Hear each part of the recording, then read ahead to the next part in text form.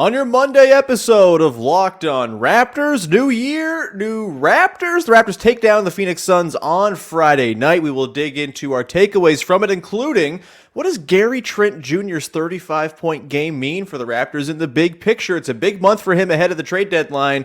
We will examine whether or not you should even look at trading him if you're the Raptors, plus so much more coming out of the game against Phoenix. It's all coming up on today's episode of Locked On Raptors. Thanks for hanging. You are Locked On Raptors, your daily Toronto Raptors podcast, part of the Locked On Podcast Network, your team every day. Hey, what's going on? Welcome to episode number 1311 of Locked On Raptors for Monday, January the 2nd. Happy New Year, everybody. I'm your host, Sean Woodley. I've been covering the Toronto Raptors now for 9 seasons on various platforms. You can find all of my work just by going over to Twitter, following me at Woodley Sean. The show is available at Locked On Raptors as well. You can also follow, subscribe to, rate, and review the podcast for free on all your favorite podcast apps of choice, and we are on YouTube as well. Maybe that's your podcast app of choice. We're in video every day. If you want to go support the show, just hit the big red subscribe button. It's a wonderful decision. It costs you no money, and you get notifications when I'm on your screen. What else could you want? Today's show is also brought to you by Prize Picks. First-time users can receive a 100% instant deposit match up to $100 with the promo code LOCKEDON. That's prizepicks.com, promo code LOCKEDON. All right, on today's show, we bring in the new year by bringing back our usual tradition and cadence here on the show. It's a Big V Monday. Vivek Jacob of Raptors.com is here. We're going to dig into the Raptors' 113-104 win over the Phoenix Suns on Thursday? Friday? Who even knows what day it was? Because all of the days this time of year are fake. Either way, Big V is here. How are you, my friend? Happy New Year! Happy New Year. Happy New Year to everyone listening and watching. And yeah, it was nice to round out the year with a win, especially after the disappointing effort against the Grizzlies. And again, we are, in that same boat, hoping that this one victory can lead to many. Well, I would caution anyone who thinks like the blueprint from this game is the sort of blueprint forward for the Raptors to get their season back on the tracks, because this was a wildly unsustainable effort. You get 27 turnovers out of the team that notably never turns the ball over, and you still need kind of down to crunch time to pull this one out, despite a pretty good shooting effort and all that stuff. That's okay, though. We'll get to dig into the sort of perhaps unsustainability and other takeaways we had from the game. But first, we should begin, I think, with the biggest story from this game, which was Gary Trent Jr. having his best game of the season, in my estimation. Yeah, he had that big game against the Pelicans, but they also got smacked by the Pelicans, so this one came in a win. I'm going to give this one the edge. 35 points, 5 boards, 2 assists, 3 steals, a block, 11 to 22, 4 of 11 from downtown, 9 of 9 from the line. This is Gary Trent. This does not feel like a Gary Trent Jr. line, but it sure was. And Big V, first of all, thoughts on Gary Trent Jr.'s performance in this one. He gets back into the starting lineup for the first time in quite some time. I know we've kind of beaten the starting lineup horse to death at this point in terms of it being a talking point, and it just doesn't seem like there's ever going to be any sort of stasis in that starting five, so I've given up trying to care. But Gary Trent Jr. making a case to perhaps be reinserted into the starting five. We'll get into the bigger picture implications as well, but sort of big takeaways from GTJ's 35, 5, and 2 performance against the Suns. Yeah, he was awesome. I mean, the Suns really had no answer for him. I loved his demeanor right at the beginning, too. There were a couple open shots that he missed, and then he made a 3, and you could see he was kind of like, okay, like, let's get going. Like, and like, that old Gunner's sense. I love it. Yeah. And Pascal needs all the help he can get right now. And I think that's what I love the most about this game is in that fourth quarter, Pascal checks in, and within like a couple minutes, he just looks exhausted, and it's like completely understandable because of the load he's been carrying night after night. And so you got that feeling right then and there that, he was really going to need someone else to come through for him. And then they were running sets for Gary, and Gary delivered. And who knew Gary had a clutch pass in him to Christian Coloco in the corner. What happened there? It's just that's the first 3 Christian Coloco's made, pro or college. It's wild that it came in such a big spot, and it's wild that the assist, maybe the most unlikely play in recent Toronto Raptors history, I would posit. Ridiculous, V. Yeah, just insane. I mean, I'm pretty sure they got the alignment wrong on the floor. They had run a similar play with about 4 minutes remaining. And in that one, it's OG and Scottie who are in the corners. So I think they just, But you're saying they didn't intentionally have Christian Coloco waiting for a catch and shoot in the corner? And so, credit Gary for making the pass. You would think him double teamed versus a Christian Coloco 3, he might have still gone up with it and said, I'll take my chances. But he didn't. And credit Christian Coloco for being shot ready and saying, hey, there's really nothing left on the shot clock here, so I've got to get this up. And it was a good stroke.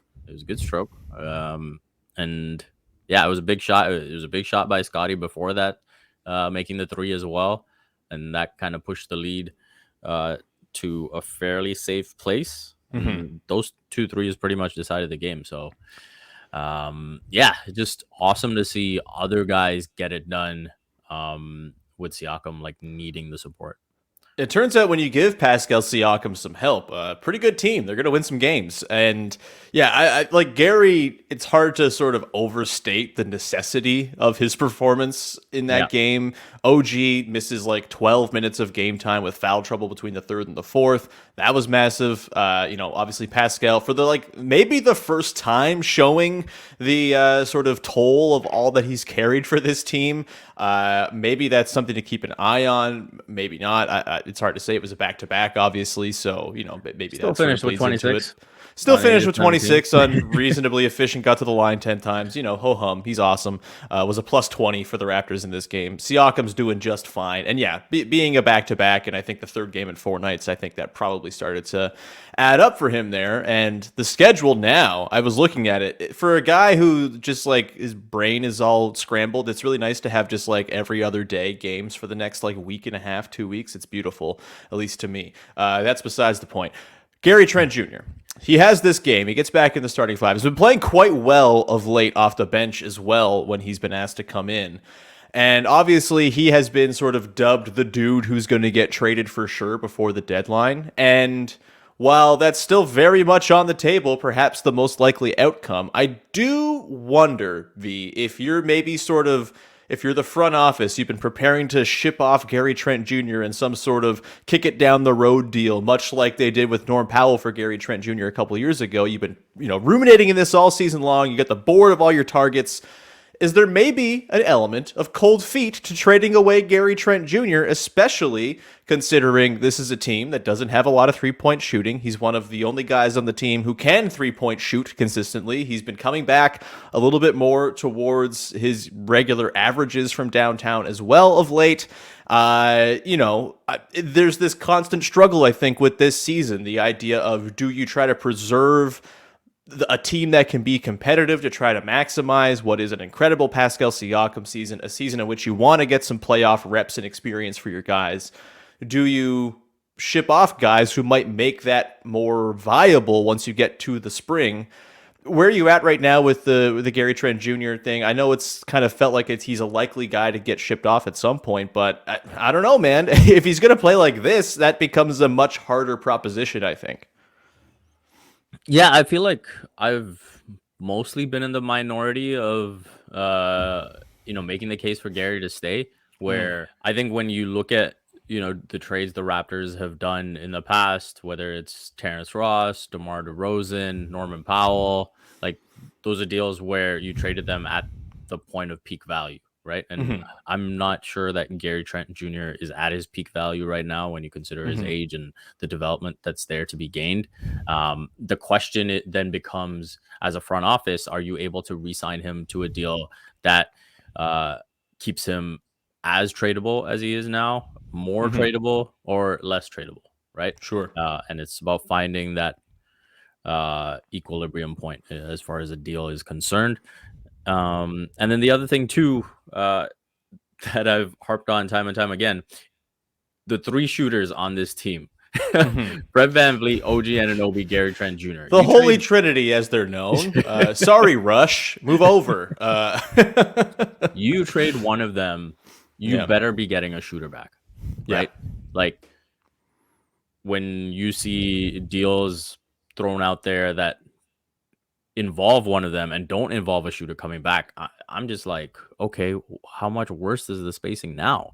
You know, and so that's another thing that I'm skeptical of. So, if there's a deal that involves him plus someone else, and you're addressing your needs and maintaining the shooting that you do have, then great.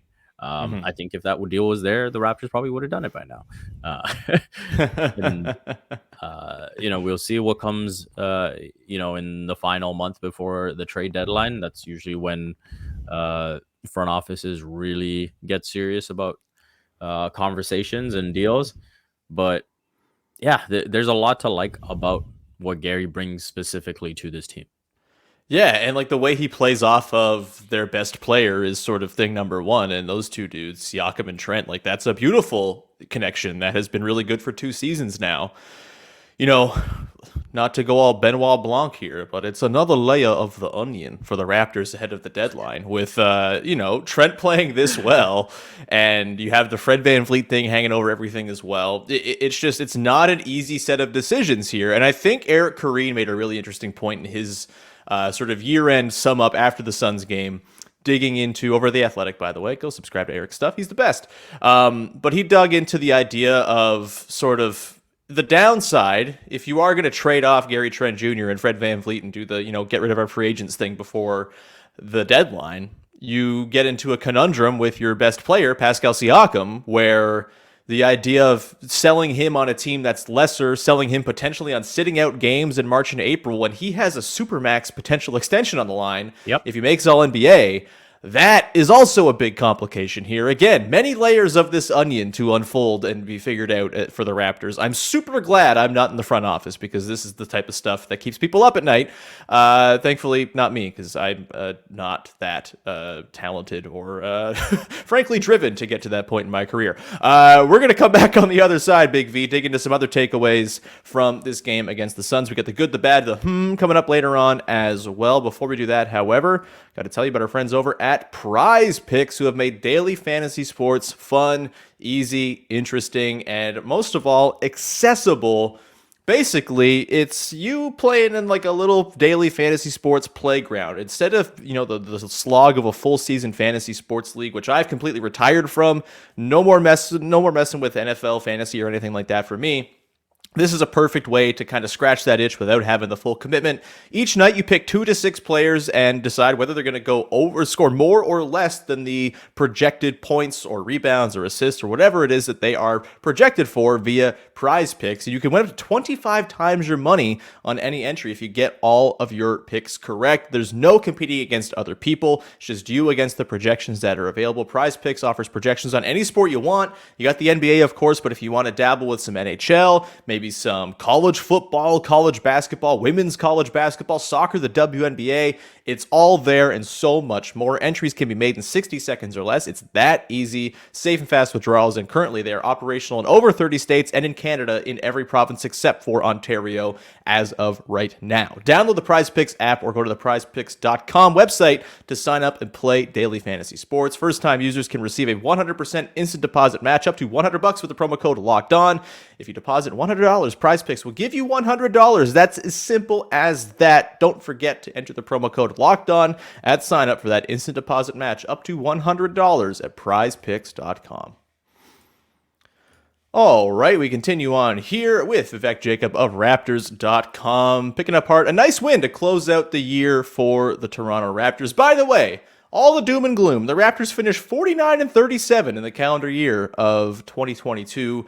Obviously, a lot of that on the strength of an incredible finish to last season. Not so much helped by the start to this one, but nice nonetheless to kind of get that big sort of full view of how the things have gone over the last year or so. Big V, any other sort of key takeaways from this game for you? I think there were a couple things to certainly dive into, sort of interesting schematics or whatever, but anything that kind of came to mind for you as sort of like a big overarching takeaway from the game against the Suns on Friday? Beyond like the team stepping up with Pascal exhausted, you mentioning the OG foul trouble. Yeah. It was, I don't want to call it a bit fortunate, but some of the turnovers Phoenix had were just so ridiculous. And, Michael Grange had tweeted this where it's like the last 3 wins for the Raptors, it's been like a 50-point night for Pascal, a season high for the Raptors in terms of forcing turnovers with 25. And then the other one was like a season high, or even like he said, it's the most the Raptors have made in almost 2 years, 19 3-pointers against the Caps. Yeah. And so hopefully there's an easier way to win games. Yeah. And we're about to see that. But, I think, again, we've seen momentum stopped enough times this season to know that, this one win doesn't really mean much. It's going to have to be a sustained stretch. Probably the one thing we really should talk about is the Nick Nurse 20-minute video call out before the game. And realizing that this is a team that has just continued to let momentum slip or let effort slip. And, he felt the need to do that. And I'm glad he did. Yeah, I know and I've certainly talked about this, I know there's a lot of sort of like, man, Nick Nurse is too mean sentiment out there, and maybe that's fair. I'd probably handle things a little differently than him if I were the head coach. But again, I'm not in one of these positions of enormous import with the Toronto Raptors for a reason. I do think the idea of, him sort of showing tough love and calling guys to account, ultimately, that's not a bad thing, especially considering that we see 1% of the relationship between him and his players. We can't really draw any conclusions as to how those relationships work and, what something like a call out in the media or a 20-minute film session where he lambastes them is going to do to that relationship. I trust that Nick Nurse has a handle on that. When it comes to like the lack of sustainability over the last 3 wins. You mentioned the Pascal 50 burger, the bazillion threes in Cleveland, the bazillion turnovers against the team that doesn't turn it over, 6 Chris Paul turnovers. You're not going to get that often. I don't care that they're unsustainable. At this point, like, just get some damn wins, because they had plenty of games where the process was nice, it all looked good, and then they didn't win. You're at the point now where just, like, scrape by the wins that you can, and hopefully things like 20-minute film sessions pointing out all the bad stuff help you to kind of cultivate a bit more of a sustainable style of play night to night. And I will say, as gaudy as those turnover numbers were for the Suns, I don't think it was just that. Like, I do think there was legitimate hard effort from the Raptors that you can carry over from, game to game in theory. And like, if you're kind of playing with the sort of verve and I think attention to detail that they were playing with against the Suns, part of the reason they got so many turnovers is because they were playing their sort of ideal style and brand of basketball. And a lot of it is tied to effort. A lot of it is tied to sort of taking that extra step on a closeout or whatever it might be. And it felt like they kind of hit that sort of energy level that you hope to see from them. And if they continue to kind of carry that over from one game to the next, that's the sort of energy I think can provide you a sustainable brand of basketball that you can actually win every night with and not need these insane feats of strength to do so. Thoughts on sort of that idea of sort of there being more than just the turnovers to pull away from this game against the Suns? I think, again, when you point to the effort, the energy, I think a very simple way of looking at it is you look at Ivica Zubac getting 10 offensive rebounds for the Clippers. You look at Steven Adams getting 8 offensive rebounds in the previous game against the Grizzlies. And then you look at DeAndre Ayton being largely unsuccessful in this one. And so I think there was a clear mandate or challenge issued in that regard. And the Raptors really delivered on executing their plans on how to defend him. I thought Scottie had some really good moments as well. Defensively in that plan, obviously, Koloko had himself a good night. So there's definitely positives within that for sure. And the other thing I want to add as well, because this is important with regards to Nick Nurse, is when he elaborated further at practice about the video session. And, Fred VanVleet made the joke about Nick needed to do it because I used up all my bullets at training camp. and Nick also made the point that, hey, I know everyone's like looking at it as like this really intense thing, but they're not all bullets. Yeah. Like it can be a bad thing and I don't have to present it in that way. And so Nick has been very successful for a very long time. And if you look at the body of work specifically with the Raptors, excluding the one fake season in Tampa, he is 3 for 3 in maximizing what he can get out of a roster. Yep. So, and I would argue before COVID destroyed the Tampa season, he was maximizing the most out of a roster in which Stanley Johnson was the 7th man as well. Yeah. So, when I see some of this Fire Nurse stuff, it's just ridiculous. And I think Nick's doing, the best he can right now. There are areas for improvement for sure. And the other thing that also sort of people take for granted, it's like, why can't a coach get better too? That's the thing. Yeah. Like, it's like everyone associates growth with only players. And I'm just like, man, like this is also his 4th, 5th season in the NBA. Like there are things that he takes from, he talks about how every off season he marks out a plan on what he wants to get better at. And so we don't have to just look at development from a player perspective. Like he can get better too. And he acknowledges that too. Yeah, I agree there for sure. I do think game against the Grizzlies, I was kind of at my lowest point, Nick Nurse wise, I think maybe ever. And that's, I think, just a byproduct of being frustrated and the season kind of seemingly slipping away. I think ultimately, he has more than earned the right to sort of right this ship and try some new stuff out and exhibit some growth and evolution as a coach.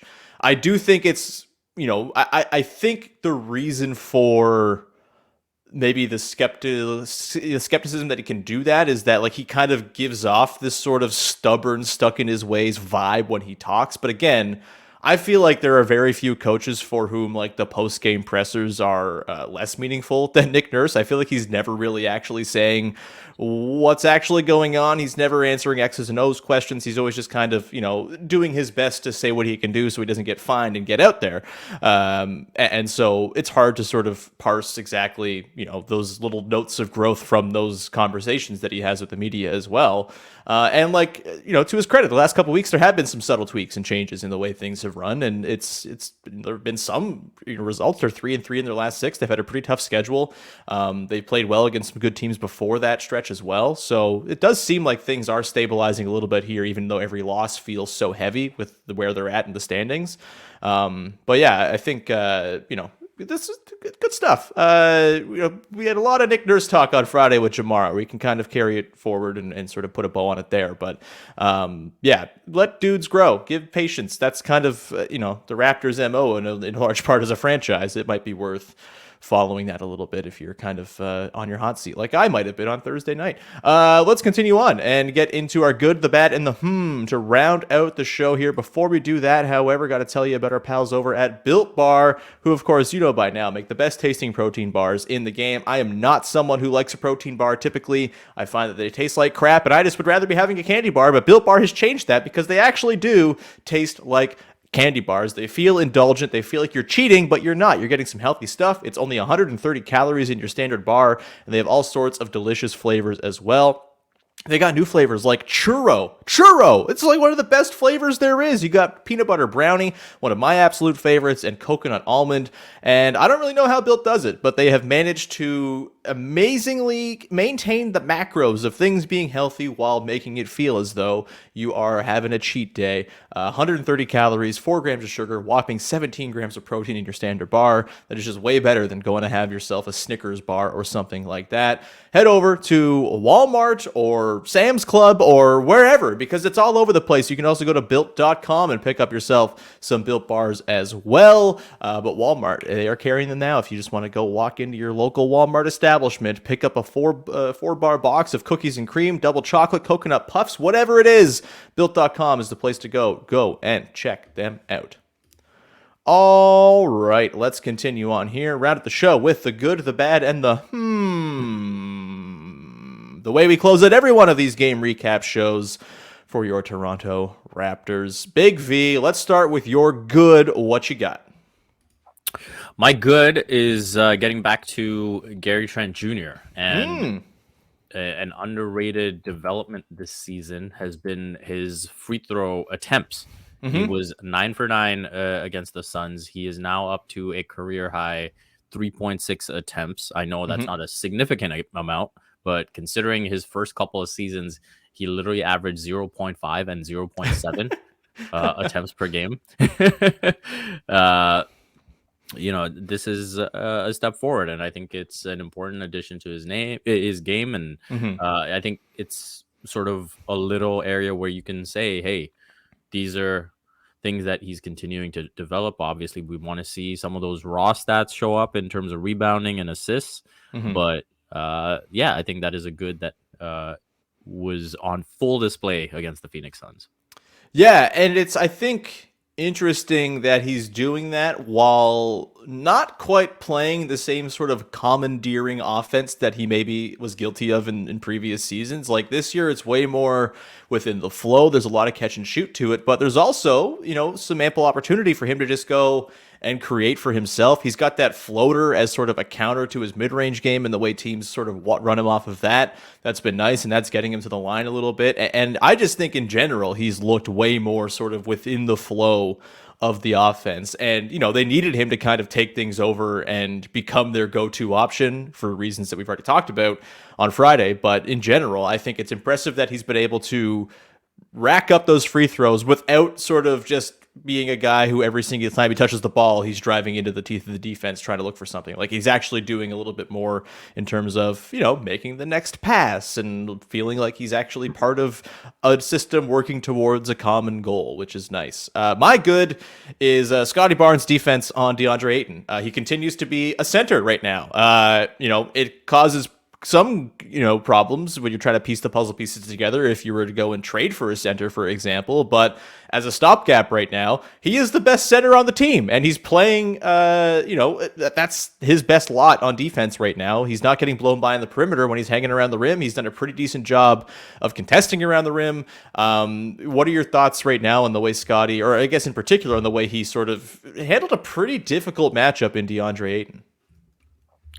Yeah, again, I think when he just leans into being a paint guy on both ends, it just caters to his strengths. And I think it gets him more engaged. It forces him to sort of be involved in the ways that are best suited to his skill set right now. And I've made the point before about, us seeing a lot less of the mid-range jumper over the last bunch. And again, when you're constantly being involved in and around the paint, I think it just sort of gravitates him towards the basket. And I think when you're constantly in a physical matchup like that, it also, encourages you to be involved defensively in that way as well. And I think it's been a step in the right direction for Scottie, and hopefully it can continue. I mean, hopefully,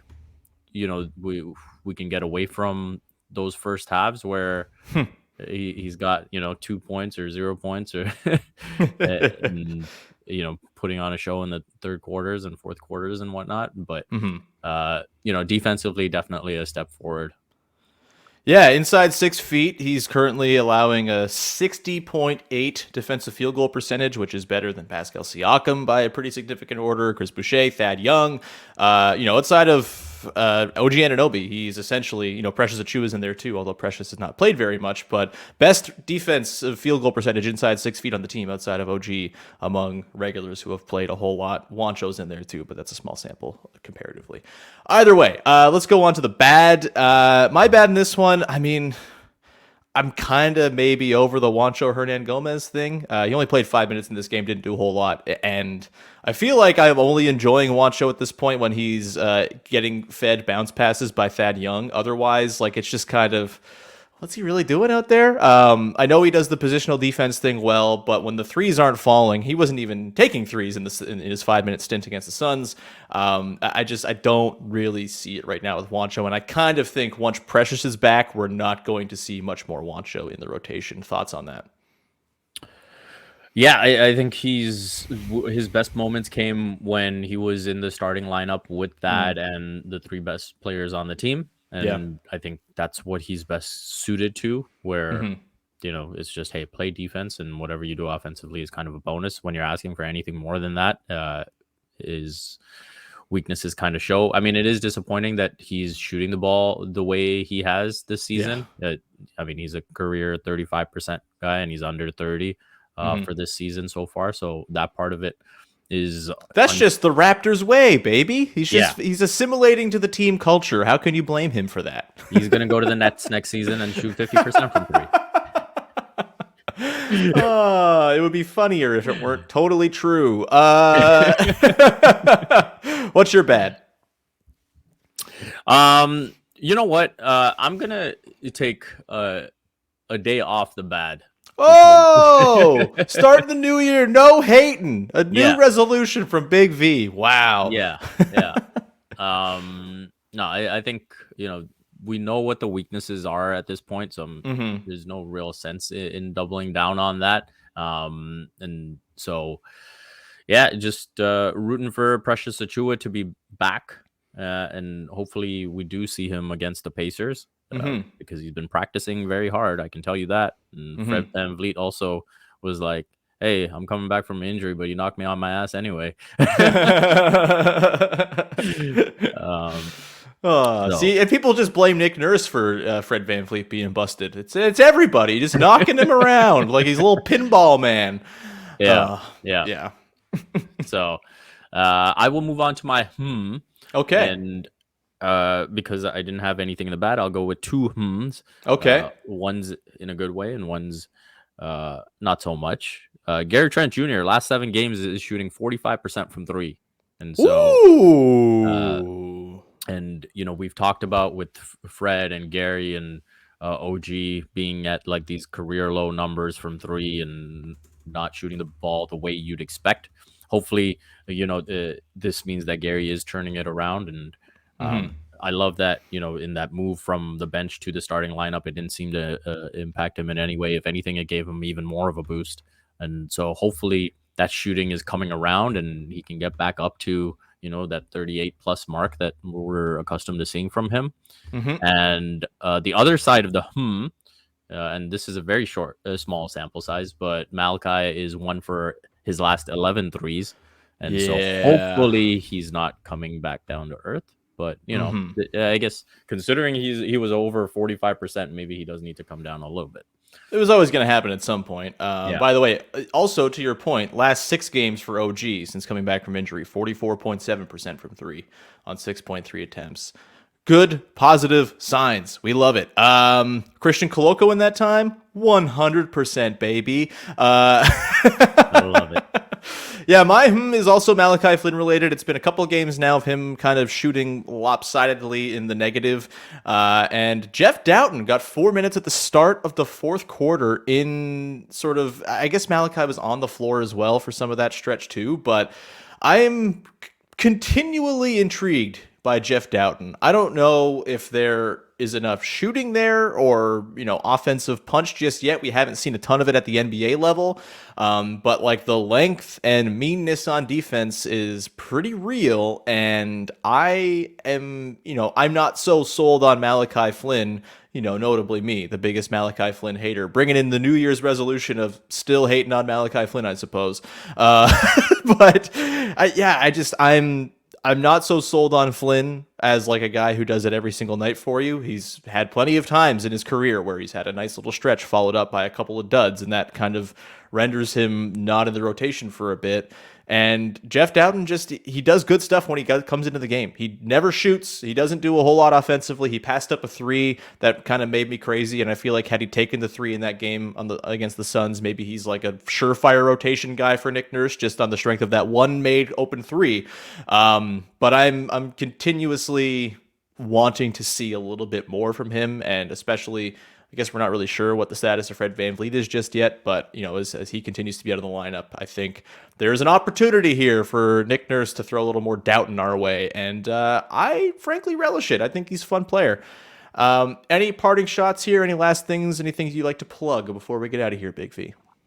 Yeah, I have a story coming out on Christian Coloco and a special connection that he shares with Bismack Biyombo that I learned about in Bismack's trip to Toronto. Very cool. Phoenix Suns. And so you can look forward to that on Raptors.com. Other than that, you can check out my other stuff that's on the site, and you can follow me on Twitter at Vivek M. Jacob. Amazing. Bismack is just the best, man. God, what a dude. Go check that out. You can find me at Woodley Sean on Twitter. You can follow, subscribe to, rate, and review the show for free on your favorite podcast apps and on YouTube, of course. We will be back again tomorrow as we break down the Raptors game against the Pacers. Maybe Precious is back. Fingers crossed. That would be a lot of fun to see. You might already know that by the time this episode posts, but hey, we live in the past here on Locked On Raptors. We love being out of date. That's our whole thing. Also later this week, Joel Wolfon's going to pop by on Friday. We are going to examine the big case of to trade Fred VanVleet or not trade VanVleet. Joe and I have been sort of DMing about this for like 2 months back and forth with various thoughts, and I think it's going to be long overdue to bring it to the podcast. Likely a crossover as well this week with the Knicks guys, Gavin and Alex, as I try to pry Emmanuel Quickly and Isaiah Hartenstein away from their team. It's all coming up later this week. Katie Hine will be back on Wednesday, of course, as well. We will leave it there. Thank you so much for tuning in. We'll talk to you again on Tuesday with another episode of Locked On Raptors. Bye-bye.